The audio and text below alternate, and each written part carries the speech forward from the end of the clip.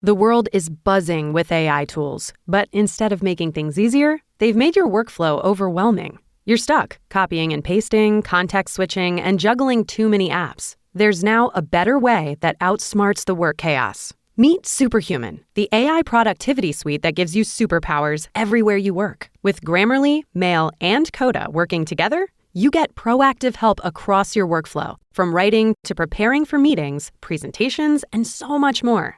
Think of Superhuman as your AI dream team, proactively helping you go from to-do to done faster. Superhuman knows what you might need and offers suggestions whether you're drafting emails, creating documents, or more. It guides you in the moment so you sound like your best self and stay focused on what matters. There are even specialized agents designed to collaborate seamlessly and amplify your impact. Unleash your superhuman potential today. Learn more at superhuman.com/podcast. That's superhuman.com/podcast. Breaking down every game, every day in Major League Baseball. This is the Baseball Betting Show. Here is your host, Greg Peterson.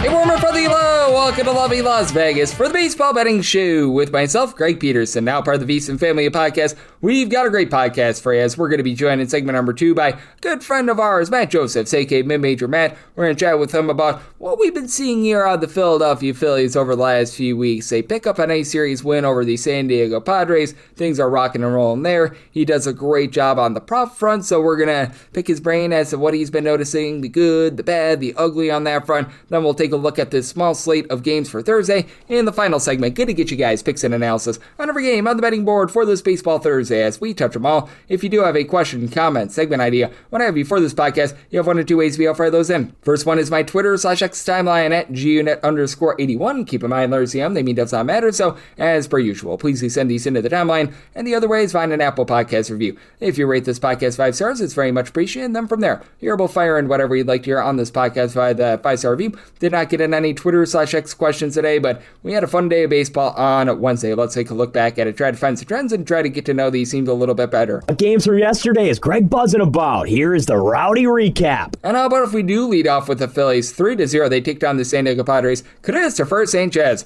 9 punch-outs and 7 shutout innings. He closes up the month of May, unless if he makes some unexpected start with, in my opinion, the best month that we've seen from a starting pitcher in this millennium. 5 starts, 39 innings pitched, 0 runs allowed, 45 strikeouts, 3 walks. Like, that's just absolute insanity right there. And then from there, you were able to get a pair of shutout innings from the bullpen. Jonathan Bullen, Jose Alvarado, providing those. Walker Buehler, 5 to 3rd innings. He allows 2 runs. He was more than presentable in this game. Audrey Morejon, pair of outside the bullpen squirrels. Jeremiah Estrada, Jason Adam, they both supply a scoreless inning. And hey, Trade Turner down for what off of Ronald Marinaccio in the 9th inning. 7th home run of the campaign. Marinaccio gives up that home run in his inning of work, but for the Padres, absolutely nothing doing at the plate. Not much doing for the Brewers, but enough to be able to get a 2-1 win over the St. Louis Cardinals. Chad Patrick, 1 run allowed in 4 innings in his start, and then a nice, shall we say, mix and match from there. Shane Drone, 2 shutout innings. Aaron Ashby, 2 shutout innings, and then Trevor McGill, shutout inning. For Dustin May, it was Mayday from as he gives up 2 hits,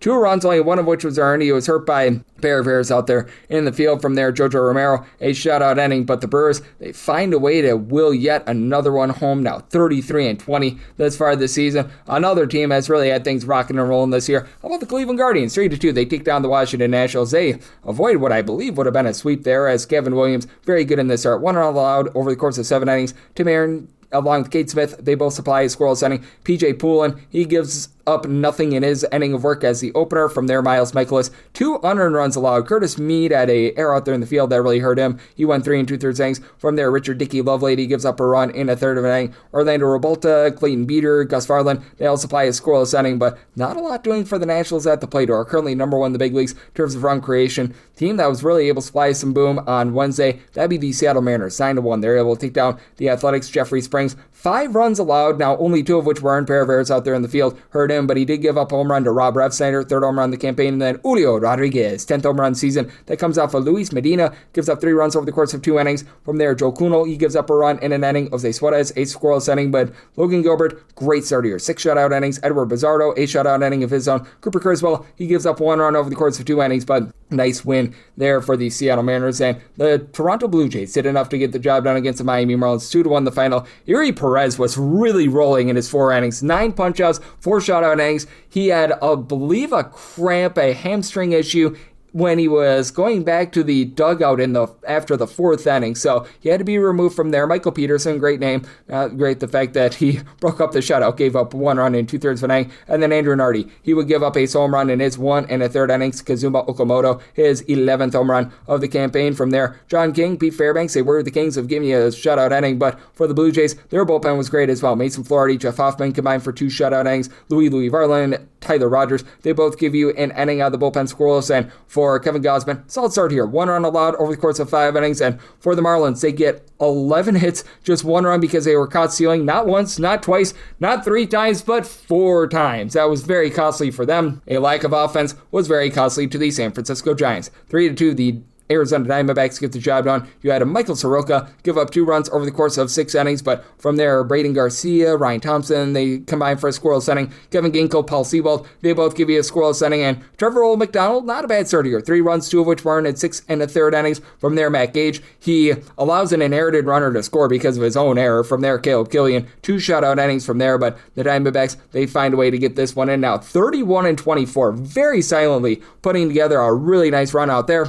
The opposite of a nice run is what the Chicago Cubs have been on, but they finally get back on track. 10-4, they're able to take down the Pittsburgh Pirates. That ends a 10-game losing streak. Pair of bombs here for the Cubs. Michael Conforto, 4th home run of the campaign, and then Ian Happ, he was not hapless. He got his 11th home run of the season. James Satayan does give up a pair of bombs of his own. 4 runs allowed over the course of 5 innings. Bubba Chandler, 4 runs allowed over the course of 5 innings, but the home runs were all given up by the bullpen of the Pirates. Meanwhile, supplying the home runs for the Pirates, Colton Griffin, 4th of the campaign, and then you had Brandon Lau get loud for his 14th, but for that Pirates bullpen, you don't mess with the Yohan Ramirez, got messed with, gave up 1 of those home runs, 4 runs in 1/3 of an inning. Evan Sisk, pair of outside the bullpen scores. Justin Lawrence, 1 2/3 innings, 2 runs, 1 of which was earned. He gave up home run. Dennis Santana, 4 outside the bullpen scores, and then Jacob Webb, Phil Matone, Caleb Theobar, and Ethan Roberts. They were all able to end scoreless innings. How about the Detroit Tigers being able to get back on track as well? 4-0. They're able to take down the LA Angels for Jose Soriano. 3 runs allowed over the course of 5 innings was taken deep by Spencer Torkelson.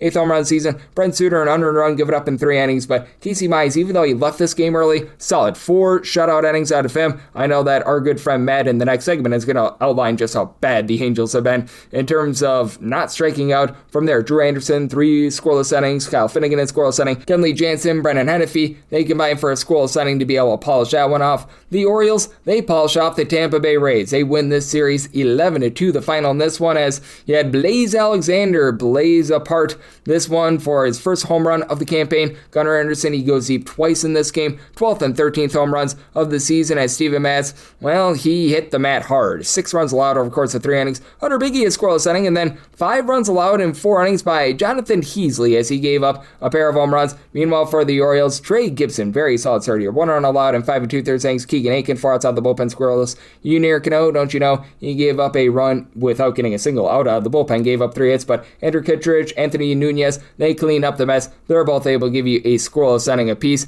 The Boston Red Sox, it's been rough for them. They take it to the Atlanta Braves. 8-0, the final as for the Bravos. Bryce Elder did look elderly. 6 runs, 5 of which were earned, give it up in 3 1/3 innings. Meanwhile, the Dodd father, Dylan Dodd, pair of outside the bullpen scores. Carlos Cookie Carrasco, 4 innings in long relief, gives up 2 runs as he's taken deep by Jaron Duran. 8th home run season for the Braves. They go 0 of 8 with Ben in scoring position and Connolly early, middle, and late. He was good in this game. 7 shutout innings, and then Ryan Watson, he was able to polish off 2 scoreless innings to be able to get that one to the window. Being able to get this one to the window, the LA Dodgers, as Shohei Ohtani does it all. 4-1 the final, leaves with a no-hitter after 6 shutout innings. He did allow a run because he did have 4 walks in this game, so he gives up 1 run on no hits, strikes out 7, and he also had a home run in this game. Home run number 9 of the season. That comes off of Tomoyuki Sugano. Gave up a pair of bombs. He was also taken deep by Freddie Freeman. 7th home run season, gives up 3 runs in 4 2/3 innings. Brandon Bernardino, 4 outside the bullpen scrolls. Antonio Senzatella, he gives up a solo home run to Andy Paz, 13th home run season, and then you were able to get a scoreless inning as well out of the bullpen from Blas Castano. Meanwhile, for the Dodgers, Will Klein, Tanner Scott, Kyle Hurt, the Hurt, they all put it on the Colorado Rockies. Scoreless innings out of all of them. Rockies would break up the no-hitter, but not great there. This was not great for the Minnesota Twins. They lose 15-2 to the Chicago White Sox. For the White Sox, it was the MLB debut of one Mr. David Sandlin, and he was pretty rock solid. Gives up 1 run over the course of 6 innings. That 1 run ace home run, Byron Buxton, 17th home run of the season. Then a little bit later on, Cody Clemens, 5th home run of the season. That comes out for Brandon Eisert. He gives up ace home run in 2 innings of work. Trevor Richards, a scoreless inning out of him. And for the Minnesota Twins, Connor Prelip, absolutely destroyed in this game. Gives up 6 runs in 4 1/3 innings. From there, Eric Orze gives up 3 runs in 1 2/3 innings. Pair of home runs and 5 runs in total. Give it up in an inning by Travis Adams, taking him deep. It was home run number 20 of the campaign for Montaka Murakami, and then Chase Meadroth, 5th home run of the season. Orlando Arcia, newly acquired. They acquired him to play the field, not to pitch. He gave up a run in an inning, so that's the way their night was going. And for the New York Yankees, they completely shut out the Kansas City Royals, 7-0 at the final. Garrett Cole, very good in this game. 10 punch-outs, 6 2/3 innings scoreless. Fernando Cruz, far outside the bullpen scoreless. Camilo Doval, scoreless inning, and then Noah Cameron gives up 2 runs over the course of 5 innings. John Schreiber, a scoreless inning. You had Mason Black come in, gives up 2 runs over the course of 2 innings, taken deep by Ryan McMahon, 5th home run of the campaign. Alex Langen out of the bullpen scoreless as Nick Mears. He gives up 3 runs over the course of 2/3 of an inning, and for the Royals now 22-34, not great there. It's not been amazing for the Rangers offense. Once again held down on Wednesday as the Houston Astros, they get a 4-3 win. Mike Burrows, 2 runs allowed over the course of 7 innings. Jock Peterson took him deep for his 5th home run season. And then Peterson will go deep off Brian King, who was not the king on this night. Gives up a home run in a 1/3 of an inning for Peterson. His 6th, but Angel de los Santos, 5 outside the bullpen scoreless to get the save. And Yordan Alvarez, he had a pair of bombs of his own. Goes deep off of Jacob deGrom for his 19th home run season. And then Tyler Alexander for his 20th. For deGrom, 2 runs allowed in 6 innings. From there, Chris Martin, a scoreless inning. Alexander gives up that solo home run, 2 runs, 1 of which was earned in a 1/3 of an inning. And you did have 5 outs of the bullpen scoreless from Gavin Collier, but for the Rangers, once again, playing another under for them. And for the New York Mets, it's been a very underwhelming season for them. But they do enough to get the job done. 4-2, they take down the Cincinnati Reds as Andrew Abbott gives up 3 runs, 2 of which were earned in 6 innings. Juan Soto took him deep for home run number 12 of the season. Then home run number 1 for Eric Wagaman, newly acquired from the Twins. He had a run given up in 2/3 of an inning by Zachary Maxwell as well. And then Caleb Ferguson, far outside the bullpen, scoreless for the Mets. Wholesale approach here. Oscar Brisbane, the opener, he gives you a scoreless inning. Jonah Tong is the bulk guy. Does walk 4, but 1 earned run given up in 2/3 innings. Now that was on his own throwing error, but Tobias Myers from there, pair of outside the bullpen, gives up a run. Brooks Raley, Luke Weaver, they both give you 4 outside the bullpen scoreless, and Devin Williams, in shocking fashion, he does not give up any runs. He was able to hurl a scoreless inning to be able to get that one in. And if you're taking a look at trend-wise, while we're getting Major League Baseball right now, for much of the season, it has been a very overwhelming season, but we have been able to see a nice run of unders here recently to be able to get things very close to even Steven. 405 overs, 407 unders, and if math serves me correct, we have also had along the way 22 pushes, so 50.1% hit rate to the under. Favorites, they're hitting at about 55.6% on the money line, 451 and 360. But among these favorites, 102 have now failed to cover the run line. We've seen a lot of that over the last 7 days. Last 7 days, 47 and 42 on the money line for favorites, with 14 of them failing to cover the run line. And in the last 7 days, 53 unders, 39 overs, and a push along the way. So that's what we're seeing in baseball right now, and that's what we're all getting trend-wise. Coming up next, how about if we do chat it up with one of our good friends as we take a look at this great game with Mid-Major Matt, a.k.a. Matt Josephs, right here on the Baseball Betting Show with myself, Greg Peterson, now a part of the Beats and Family Podcast.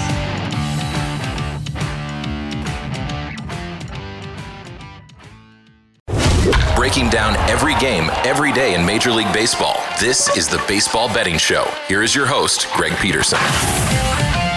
And we're back here in lovely Las Vegas for the Baseball Betting Show with myself, Greg Peterson, now part of the VSiN Family Podcast. Always great to be joined by this man as Matt Josephs, a.k.a. Mid-Major Matt. He's doing such a great job on so many different fronts. He's over on the Prop Queen website and the podcast doing an incredible job day in and day out. Taking a look at what we're all getting with regards to baseball this time of year. When it comes to football, college basketball, he does a great job on those fronts as well. I know that he's already starting up his work for the upcoming college football season as well, so always a must check out there. Additionally, he's doing a great job over at ESPN Radio in Richmond doing the show Border to Border. You're able to follow him on the old Twitter/X at his name, Mid-Major Matt, all together. And Matt, always a pleasure, my friend. Thank you so much. Thank you as always for having me. Always good to have you aboard. And Matt, I know that you are a bit of a fan of the Philadelphia Phillies, so need to talk about them first. They pull off a nice series win over the San Diego Padres. Christopher Sanchez, once again on Wednesday, was magnificent. How do you take a look at this team as just about a month or so ago, things were very much on the fritz for them. Things were not looking great, but ever since Don Mattingly has gotten in, it feels like the season has done a 180 for them. Yeah, they should have fired Rob Thompson earlier, clearly, because I think it's made a difference. And the players actually said so. I mean, Bryce Harper indirectly said that, like, they were waiting to see when it was going to happen already. Whether I like him saying that or not is a completely different story. But, like, yeah, with Don Mattingly there, they've had a lot more success, and he's making some moves that maybe Rob Thompson wouldn't have. He used Johan Duran for a nice stretch the last couple of games, something that Rob Thompson probably wouldn't have. And I think the players respect what Don Mattingly brings to the table. He's a guy that has had a Hall of Fame career. He's a guy that has managed before as well. And so I think the guys respect him. And I think what's basically happening is, and we've talked about it every time I've been on the podcast, the Phillies are hot and cold. We will do another podcast in a month and the Phillies won't be hitting. And you'll ask me the question, what do I think of the Phillies? And I'll say, well, this is just what they do. This shows you, how long a baseball season is. You're going to have good months. You're going to have bad months. This is an awesome month for this team. And this Dodger series coming up is really going to show us a lot in terms of where they belong in the National League. But this team's hitting enough and their pitching has been amazing. And so that's going to carry them for now. Yep, and it's been wild what we've been seeing out of a lot of these teams in baseball thus far this season, because we were talking about the Mets and the Phillies about a month ago being cold. Now we need to talk about the Cubs and the Tigers being cold. As we're doing this, we are unsure if they were able to win/lose on Wednesday, but these are two teams that have had a big giant rut. No doubt with the Tigers losing Tariq Skubal to injury, that's been hurting them. And for the Cubs, ever since the Pete Armstrong incident with the fan, things have not been great there. But how do you take a look at those two teams? Because the Cubs are a team that I feel like are much like the Phillies in that they're just super duper volatile. I don't love the Cubs rotation. I think they have a solid rotation, but there's not like a true stopper ace. And I think the Cade Horton injury hurt in the beginning of the season. Like, they barely got anything out of him.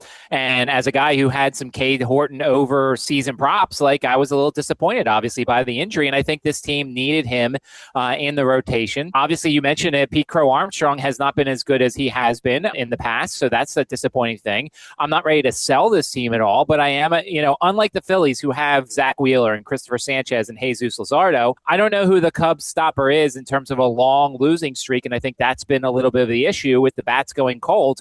And then on Detroit's side, I think you're seeing the same thing. Without Tarek Skubal, this is just a rotation that's not as good. Framber Valdez is good a couple starts, he's bad a couple starts. Jack Flaherty is getting up there in age.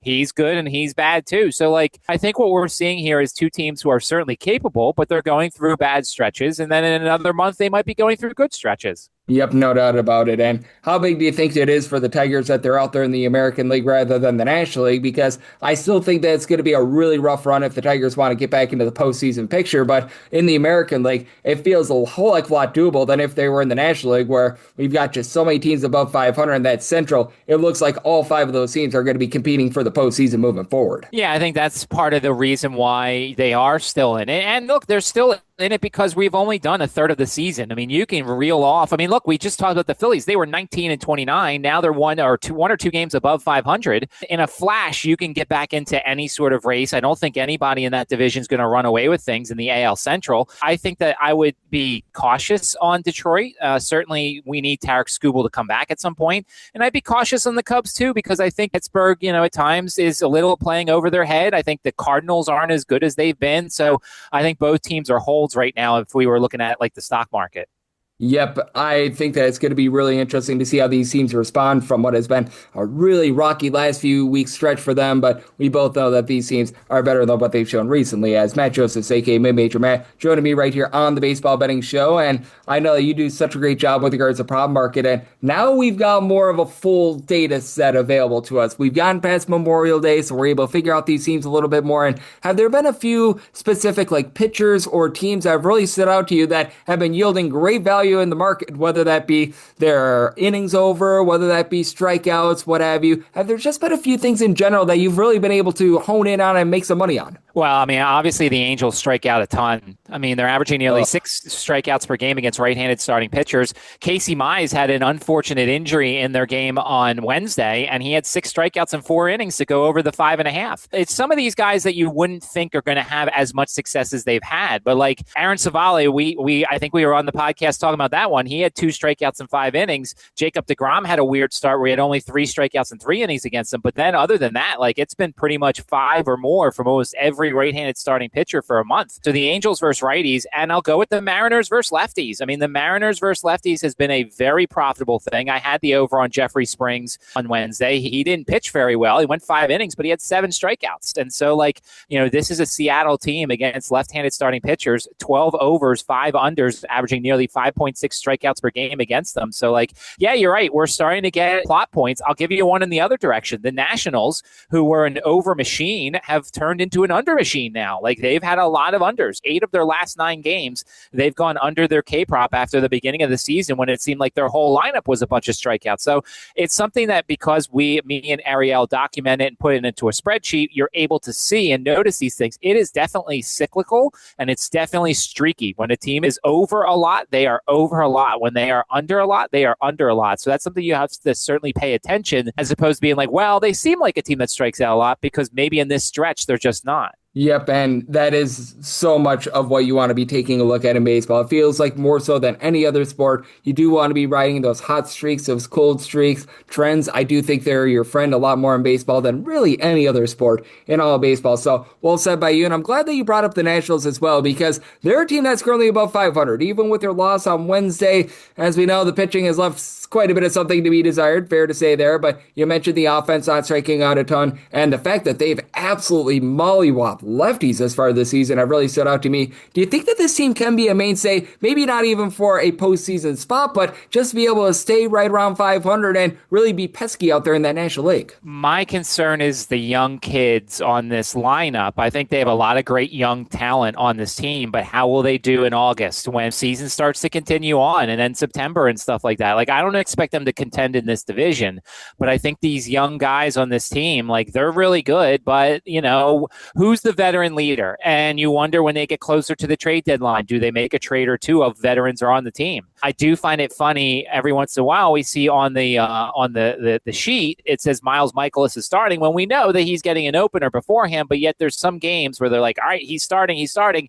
And then the day of, it's like, well, it's PJ Poulin. He's opening for Miles Mikolas. I don't trust their pitching at all. They're an over team to me. If I see them, I'm going to play the overs most likely if I play anything when it comes to their totals. But I think for now they're going to hang around because the young kids are full of energy. But I think when it comes to August and September, I don't know if it's still going to be there. Yep, and I'm right there with you. I think that the offense is going to be great, and I think that they're going to continue to be able to get you a whole bunch of overs because they've got the perfect recipe for it. A really good offense and not such great pitching, to say the least. So they're very much a team of intrigue to look at moving forward, as we do have Matt Josephs, a.k.a. Major Matt, join me on the Baseball Betting Show. And then this is a team that really intrigues me as well, the Texas Rangers, because they're the exact opposite. Pitching has been magnificent, and they just have not been able to get a lot of offense whatsoever. Right now, minus 145, minus 150 favorites with Nathan Eovaldi going against Spencer Arrighetti. Want to get your thoughts here because Arrighetti has really been the bright spot for the Astros with their pitching, but I have a lot of fear of regression with them because he gives up a lot of walks. And for Nathan Eovaldi, after a terrible start to the season, those first 2 or 3 starts, he's really been the Nathan Eovaldi that we've all known and loved ever since then. Yeah, and certainly these two teams and these two pitchers saw the opponent about 11 or so days ago.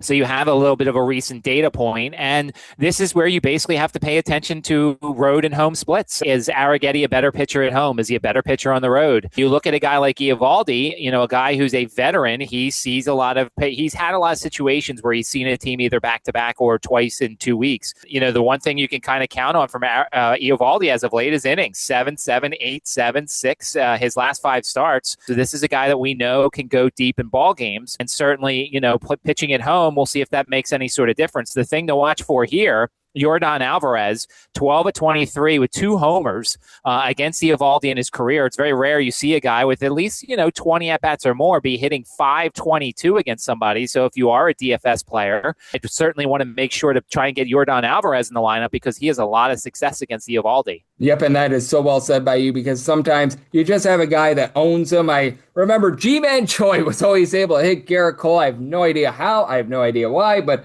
that always seemed like it was a kryptonite for Garrett Cole. So always interesting to be able to take a look at some of those splits. And then I think that this game is of intrigue as well because when you think Patrick Corbin, you think big giant fade, and you think of someone who's been terrible. Hasn't been terrible this year. Going against Chris Bassett and the Orioles, totals 8.5, and the Orioles right around -126, -136 favorites. Want to hear your thoughts here because Bassett has improved as the seasons went along as well. I think we'd both agree both of these guys have not been strikeout guys, but both of these guys have actually been able to do a solid job in terms of eating innings, and in the case of Bassett, do have to watch for an opener with him as well. Yeah, he's the guy that usually gets an opener, so you have to be careful with that. That means usually I'm looking at a first 5 when it comes to him because sometimes the opener goes 2 innings and they're not bad. And so if you're really, this is something I had to learn the very first time Michaelis had an opener. There was an opener and he came in the 3rd inning and he wasn't as bad because I play a lot of first 5s against Miles Michaelis, or at least I used to. Now I don't as much because of the opener. But yeah, I mean, Patrick Corbin's been really good. And once again, he went 6 innings against the Pirates last time out. Is that a trend? He had not gone that long all season long. He went 5 2/3 in Milwaukee. He's gone 5 1/3 a couple of times here. But the Orioles are a team that has at points in this season struggled against left-handed starting pitching. Is Patrick Corbin going to go in there and have a little bit of success in that matchup, especially on the road? We'll certainly look at the weather because that's something to look at here. It's been wet on the East Coast quite a bit this week, so we'll see if that kind of comes into play here. And then another player to watch here, much like Yordan Alvarez, Pete Alonso has 5 homers in 52 at-bats against Patrick Corbin, 19 of 52. Now, he has 12 strikeouts and 10 walks against him, but Pete Alonso is a guy you may want to pay attention to against Patrick Corbin, too, because he's had a lot of success.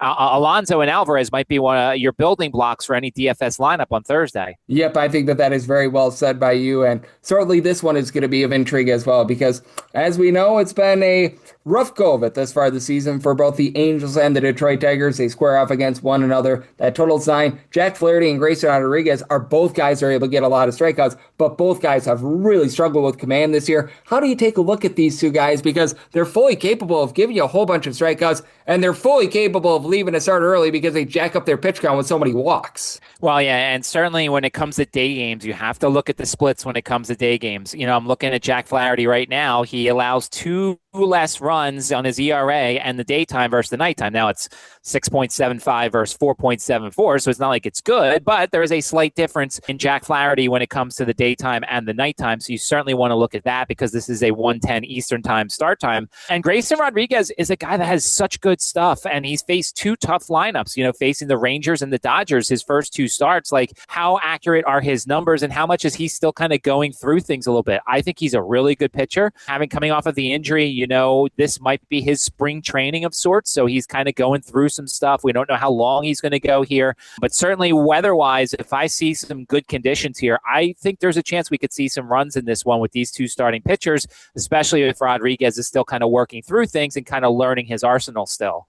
Yep, I'm right there with you. I am just feeling like we're going to be able to get a little bit of better performance out of Flaherty and Rodriguez, and especially if they're resting some guys because they're going to have to travel right after this. That's something to take note of. But man, both of these guys have been all over the place and volatile. And is there anything else that you're looking at on this Thursday, Matt? Because we do have a small card, but a relatively fun one with, again, a team like the Cubs, who I mentioned with the Tigers, really, really struggling right now. Now they have to face off against Paul Skeens, not what you want when you're struggling. Well, yeah, but Paul Skeens has only gone 5 innings the last 2 starts. He hasn't been great. Now, granted, 2 very good lineups in Toronto and Philadelphia. But, Paul Skeens, he's got to get back to what has made him so good. The 2 previous starts to that, he had 8 shutout innings against Colorado and Arizona. So, which Paul Skeens is going to show up? Some Cubs have some decent numbers against him. I'd like to think at home he's going to pitch pretty well. The price is up there. I feel like we're pricing Paul Skeens the ace and not Paul Skeens the guy who has struggled a little bit as of late. And then the other game game that's really interesting is obviously,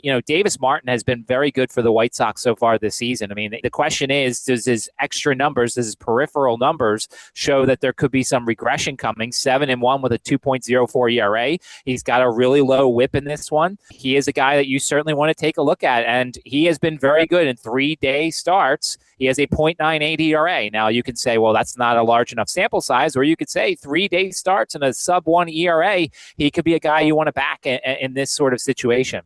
Yeah, Ben, with Davis Martin, it's been remarkable what we've seen out of him thus far this season. And Taj Bradley on the other side, I always knew that he had good stuff. He looked good in his first few seasons with the Rays, just toilet bowl last season. It looks like he's getting back to prominence as well. So that's going to be a fun one to watch. And Matt, you're doing such a great job looking at this great sport of baseball. You're doing an amazing job on so many different fronts. So let the good people at home know it's all on tap for you and how people can follow along on social media and other platforms. At Mid-Major Matt on Twitter is the place to hit me up if you're a prop person like me, or a first 3, first 5, first 7. If you like the exotic markets when it comes to baseball, I'm certainly here to answer questions. All my stuff is documented on the Action Network app, and I put up all my plays as often as I possibly can. So any opportunity I can to help out the listeners to the podcast, I try, because we all have the same goal. We all want to beat the books. Absolutely. And our good friend Matt is doing an incredible job of that and so much more. Matt dialed in on everything that we're seeing in baseball, getting set for college football, and so much more. So big thanks to Matt for joining me on the Baseball Betting Show. Now part of the VSiN Family Podcast. Coming next, it is that time of the podcast. I give you picks and analysis on every game on the betting board for this Baseball Thursday as we touch them all. Breaking down every game, every day in Major League Baseball. This is the Baseball Betting Show. Here is your host, Greg Peterson.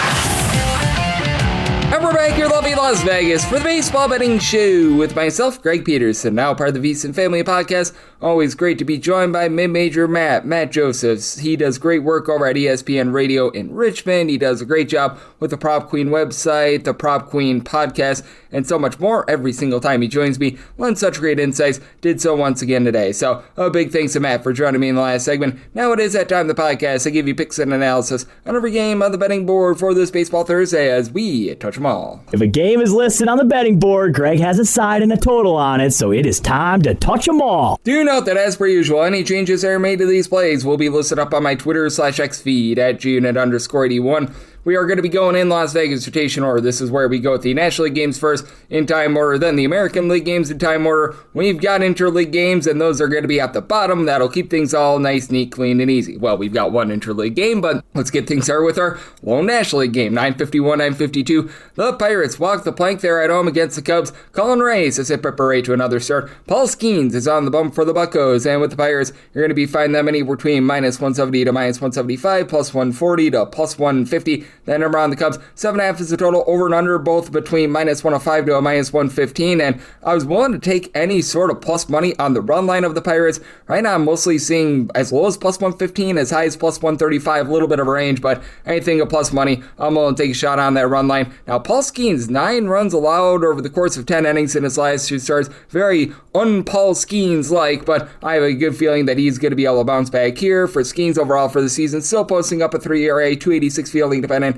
9.8 strikeouts, 1.4 walks per 9 innings. And Colin Ray has been more like Colin Boo. 1.3 home runs, 2.8 walks per 9 innings with a 4.83 ERA. Now takes on a Pirates team that ranks 5th in the league in terms of run scoring at home, as they've been much, much better at home rather than away from home. You've got a pair of guys in Brandon Lau along with O'Neal Cruz who've been able to give you a double-figure amount of homers.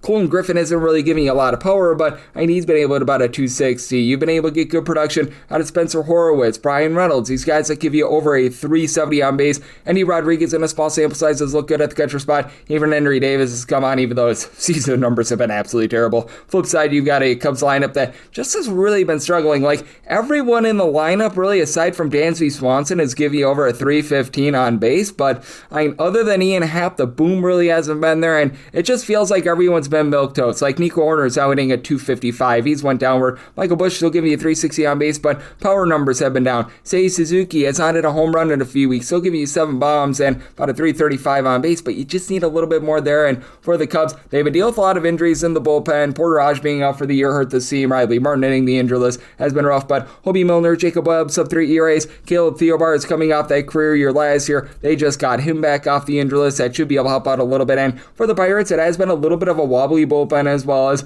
you got a guy in Dennis Santana that last year had a sub-3 ERA. That's well above a 4 this season. Same goes for Justin Lawrence. You don't mess with the Yohan Ramirez has been messed with, but Mason Montgomery giving you sub-350 ERA. Evan Siska has been solid, and Gregory Soto has actually been really good as well. I do think that Skeens gets back to his Paul Skeens way, set by total of 7.2, like the Pirates on the run line, and the 7.5 to the under. 9:53, 9:54 on the card. It's the Angels. They are going to be on the road against the Tigers as Captain Jack Flaherty is on the bump for the Tigers and Grayson Rodriguez is on the bump for the Angels. Angels do find themselves as underdogs anywhere between plus 105 to plus 112. Meanwhile, minus 125 to minus 135. That number on Detroit. 9 is the total. Over and under anywhere between minus 105 to a minus 115. I set the Tigers at a minus 127. Minus 125 is my max buy point here. I've really had to downgrade the Tigers quite a bit recently, but I just still don't have any faith in this Angels team. For Grayson Rodriguez, when he's really rocking and rolling, he's a great pitcher. He's not himself right now. In his 2 starts, he has allowed 11 runs in 9 2/3 innings. Now, the fielding depends more around a 447, but 5.8 walks per 9 innings, that's just not going to cut it. He's got amazing stuff, but again, coming off of major surgery, missed all of last year due to injury, I don't think he's going to fully be himself this year. Meanwhile, for Jack Flaherty, he just has not been himself thus far this season. A 5.94 ERA, fielding dependent of 5.12 points towards a little bit of positivity, but the 5.6 walks per 9 innings are awful. He is getting 10.5 strikeouts per 9 innings, and now does face off against an LA Angels lineup that has been a top 10 team in terms of run creation away from home. They've been much better away from home rather than at home, as well. Peraza's move line hitting about a 275. They're calling up some of these young guys to be able to make a few starts, like Wade Meckler in a small sample size has been able to impress. Donovan Walton has not been able to impress, so there's been that. Mike Trout continues to give you about a 4 on base double figure amount of homers, but even he's went a little bit cold. Joe Adell, 245 average with 8 home runs, but less than a 300 on base. Zach Neto has been hit or miss. He's been able to give you double figure amount of bombs, but his average has been suffering, and it's just hard to trust in this Angels bullpen. Bottom 3 team in terms of open ERA. Chase Olseth, Jose Fermin, sub 350 ERAs, along Sam Bachman, but Kirby Yates has not been himself since coming off the injuries. Ryan Zephyr on north of 4 ERA. They trotted out their Alec Manoah, and they just outrighted him to the minor league level. You've got Nick Sandlin posting up an ERA that's right around 10. Nick Johnson over a 10 ERA. Like, all these long guys that they try out are terrible. And for the Detroit Tigers, they've blown it in the 9th inning. Overall, the bullpen is about league average, but in the 9th inning, they just completely toilet bowl, probably because they've got Kenley Jansen as their closer. I don't know what they were thinking there, and they've been dealing with a few injuries. Brandon Herter being on the injury list, and just got Will Vest off the injury list. He has not been himself quite yet. Kyle Finnegan has been rock solid, though. He's been able to give you a sub-3 ERA. Tyler Holden, after a shaky start to the season, he seems to be rounding into form a little bit more, but certainly has been leaving a little bit of something to be desired there. But I do think that Flaherty's going to find it a little bit more, and this has legitimately been a Tigers lineup that has been absolutely terrible as far as the season. Bottom 5 team in terms of run creation, even though you've got a trio of guys, Cole Keith, Riley Green, Kevin McGonigal, all hitting above a 285 for this group, but I mean, with all the injuries, Javi Baez, Gleyber Torres and company, that means that you've got the likes of Wencio Perez, Grant Workman, Heyo Lee, Zach McKinstry. Every one of those guys hitting below 210 right now with no power. Spencer Torkelson is hitting like a 200 and he's not providing power as well. So I do like this total to the under. I set my total at 8.7. I just don't have faith in Grayson Rodriguez. I'm willing to lay up to minus 126 on the Tigers on the money line. 955, 956 on the card. It's the Twins. They're going to be on the road against the Chicago White Sox as Davis Martin goes for the White Sox, and Dodge Juncal Milton Bradley is not looking to play games here for the Twins. With the White Sox, you're finding them as a very slim underdog in a lot of cases, anywhere between minus 110 to a minus 115, but I'm also seeing a plus 105 out there as well, anywhere between minus 102 to minus 125. Then around Minnesota, 7.5 is the total. Under is minus 110 to a minus 115, over is minus 105 to a minus 110, and I'm in on the White Sox. Whether you've got a good number or a bad number on them, I set them at a minus 135. Both of these starting pitchers have been superb thus far this season. For Taj Bradley, 277 ERA, 10.2 strikeouts, 3.3 walks per 9 innings, giving up about 0.8 home runs per 9. Fielding depending a little bit above a 3, but love what I've seen there. Even coming off the injury list, he's been solid. Davis Martin, he's been even better though. 204 ERA, 230 fielding dependent, 0.4 home runs, 1.8 walks per 9 innings to go along with 9.6 strikeouts per 9 innings. Both these teams are backed up by bad bullpens. The Twins 25th in bullpen ERA. White Sox are 26th in terms of bullpen ERA. I really think that it's a stalemate here between two teams that really can't find a lot of trustworthy guys. For the White Sox, I would actually say that you have a better breadth of different guys that you can trust in. Brian Hudson, Grant Taylor, Sean Newcomb, I'll give you sub 350 ERA. But then you've got Trevor Richards, who's awful. Jordan Hicks is out on the injury list. Seranthony Dominguez, that's not a trustworthy closer. And Cody Funderburk for the Minnesota Twins has been very rock solid. solid. And Eric Orze starting to look like that guy that we saw with the Rays last season. He's got his ERA back down below a 4, but Andrew Morris above a 4 ERA, Yandres Gomez a 4.50, Taylor Rogers has been awful, Anthony Banda, man, that guy's rough, and now they're throwing out their Simeon Woods Richardson from the bullpen, and that's been a bad situation to say the least. Meanwhile, for this Twins lineup, Byron Buxton just continues to bang them out. 16 home runs thus far this season. He has been great. And then Trevor Larnage is moving line with about a 375 on base. You've had a few guys like Cody Clemens do a better job finding way on. Austin Martin, a 375 on base. Lucas Shaw, Tristan Gray at the bottom lineup. You need a little bit more there. Catcher spot has been in a little bit of flux. Meanwhile, for the White Sox, all or nothing team. Colson Montgomery, Miguel Vargas, both hitting between a 222 to 233. Both of these guys have been able to give you 12 plus home runs this season. And Montaka Murakami, how about 19 home runs out of him? Only hitting a 235 now. Pretty much all these guys, aside from Montgomery, are giving you above a 340 on base. Montgomery more around about a 310, 315, depending upon the result from Wednesday. And Sam Antonoski is on moving line. He's been able to give you over 350 on base, but Randall Grichuk has not really been able to give you too much. You're just getting absolutely nothing whatsoever as well. And Andrew Benintendi as well. So it's a very interesting circumstance here. I think that both of these starting pitchers go out their shove. I like the under, so my total 7.4. And with the White Sox, set them at a minus 135, taking them on the money line. 957, 958 on the card. The Blue Jays are going to be on the road against the Orioles. Chris Bassett has the hook, line, and sinker, we think, for the Orioles. And Patrick Corbin is on the bump for Toronto. Toronto is going to be an underdog here of anywhere between plus 105 to a plus 110. Meanwhile, minus 126 to a minus 132. Then around Baltimore, 8.5 is the total, over and under, both at minus 110. I say we think because Bassett has had some openers come in for him, but plus 110 or better. I'm in on the Blue Jays on the money line. I set this at a plus 109. Now, I think that Patrick Corbin is going to be doing for regression. He has posted up an ERA of a 5.20 or higher in 4 out of the last 5 seasons. He's been presentable, though. He's not blowing anyone away. 6.5 strikeouts per 9 innings, but 0.8 home runs, 2.6 walks per 9 innings. He's doing a pretty solid job in terms of not beating himself. Has given up 3 earned runs of fewer, and I believe now all but one of his starts as far this season. And Bassett has been a little bit better here recently as well, but I mean, he's right there with Patrick Corbin, not really blowing anyone away. He's been able to keep the ball in the yard. He's given up fewer than 0.8 home runs per 9 innings, but again, he's given up 6.5 strikeouts, 3.6 walks per 9 innings, so you're going to need to get a little bit more there. And this has been an Orioles team that has really banged it out at home. They're 6th in the big leagues in terms of run creation at home with about 4.7 to 4.8 runs per game. You've got a unit that is headlined by the fact that you've been able to get a double-figure amount of homers out of Gunnar Anderson, 12 home runs. But yeah, it's just a 273 on base. And then Taylor Ward had 30 home runs last year with the Angels. He's currently got 2, but he's giving you a 400 on base. So it's been an opposite year for this team. Have a trio of guys, Kobe Mayo, Tyler O'Neill, Lon Colton Cowser, that are all pretty much hitting below the Mendoza line of 200. And I mean, for Pete Alonso, this just isn't what you were expecting out of him. He's up to 10 home runs and above a 320 on base, but he's still been a little bit underachieving for this team. It is an Orioles bunch, and it's hard to really trust in this bullpen as well because they do find themselves in the bottom 8 in terms of bullpen area. Andrew Kittredge, Keegan Aikens, since coming off the injury list, have been absolutely terrible for this unit.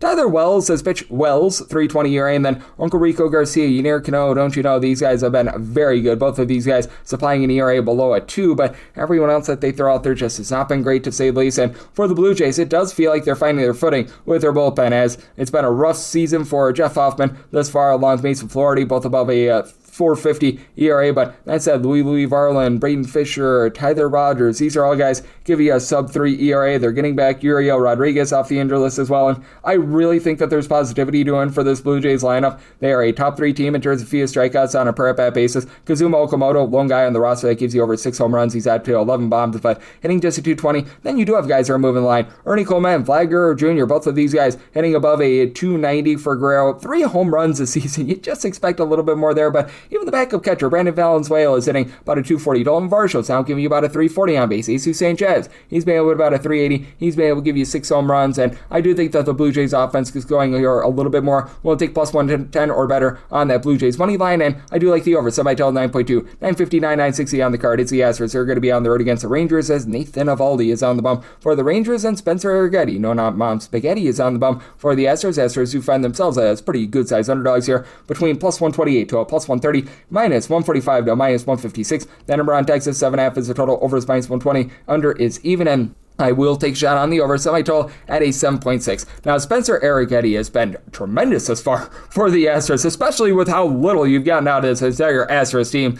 That said, I think that 132 ERA is doing for a lot of regression, as right now he's got a 371 fielding dependent. That's earning near triple the ERA, 5.5 walks per 9 innings. That couples with the fact that he is backed up by a bullpen that is currently dead sinking last in terms of ERA. You're just not getting good innings out of darn near anyone, because Josh Hader, Bennett Sosa, these are two guys on the injury list. Brian King has been able to supply a sub 4 ERA, so he's been able to give you a little bit of something there, but AJ Blueball continues to be hovering right around about a 5. Aniel De Los Santos north of a 4 ERA. Brian Abreu has been absolutely terrible in this bullpen as far as the season. When they've tried the guys like JP France, Jaden Murray and company, it just has not worked out. And for the Astros, they're down to averaging fewer than 3.6 runs per game here in the month of May. Now, that said, you've got two main matchers, Christian Walker, 15 home runs, about a 260 average entering into yesterday, and then Yordan Alvarez, 18 bombs, over a 400 base. He's been great, but now you're dealing with the injuries to Jose Altuve. Carlos Correa is out for the season, so that means that you've got the likes of Zach Cole, Zach DeZenzo, Cam Smith in the outfield, only a 220 or lower. It's been hit or miss. What we've been seeing out of Bryce Matthews has fallen. For the Rangers, this team is averaging just below 3.3 runs per game at home this far this season.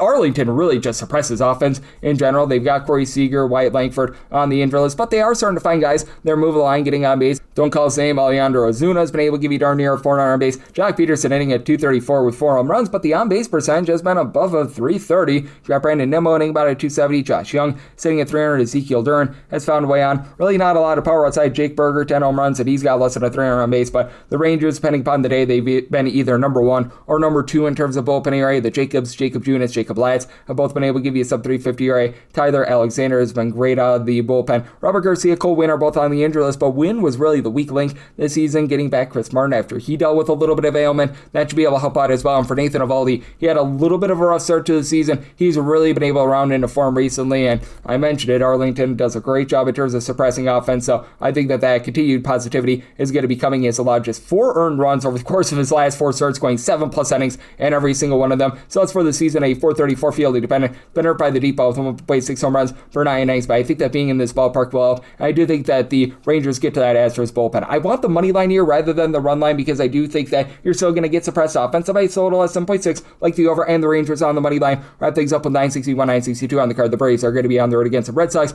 Peyton Doley is on the bump for the Sox, and Chris Sale goes for the Braves. Braves minus 135 to minus 130 favorites, plus 113 to a plus 118. That number on Boston, and the total is 7. Over is minus 120. The under is even. Also seeing some 7.5s out there. Under is minus 120. Over is even. Did set my total at 7.7, so I do like the over. The Red Sox are averaging right around about 3 runs per game at home this far this season, and they're certainly not the offense that was number 6 in the big leagues in terms of run creation last season.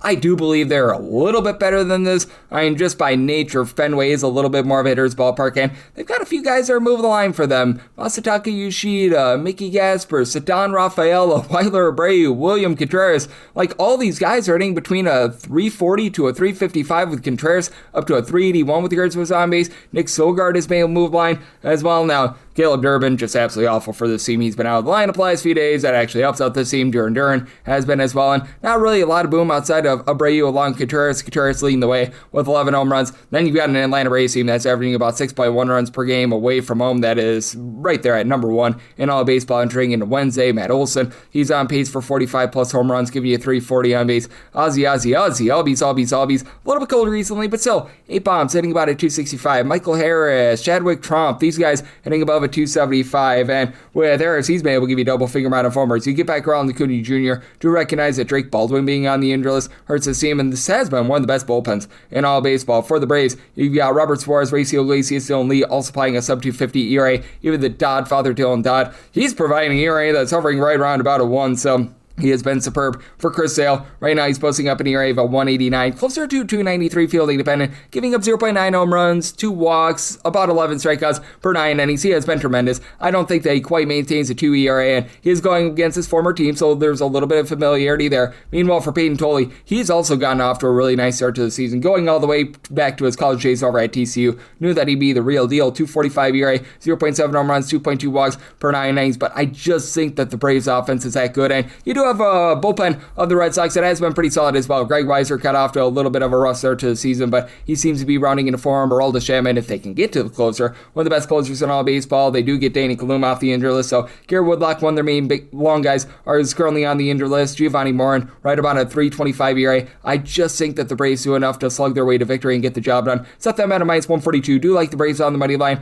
and do like the over. Semi-total at a 7.7. That'll wrap things up for the Thursday edition of the Baseball Betting Show, now part of the VSiN Family Podcast. Big thanks to our guy, Matt Josephs, Mid-Major Matt, for joining me in the last segment. If you do like hearing from this fine podcast, Baseball Betting Show, you're able to subscribe wherever your podcast, Apple Podcasts, Google Play, Spotify, Stitcher, and TuneIn. If you have a question, comment, segment idea, what have you for this podcast, you have one of two ways we offer those in. First one is my Twitter/X timeline at gunit_81. Keep in mind, Lord CM, the meat does not matter, so as per usual, please do send these into the timeline. The other way is find an Apple Podcast review. If you rate this podcast 5 stars, it is very much appreciated. From there, you're able to fire in whatever you'd like to hear on this podcast via that 5-star review, and I'm coming at you guys every single day with picks and analysis on every single game or every single day, so I'll be back with you guys once again tomorrow. Thank you.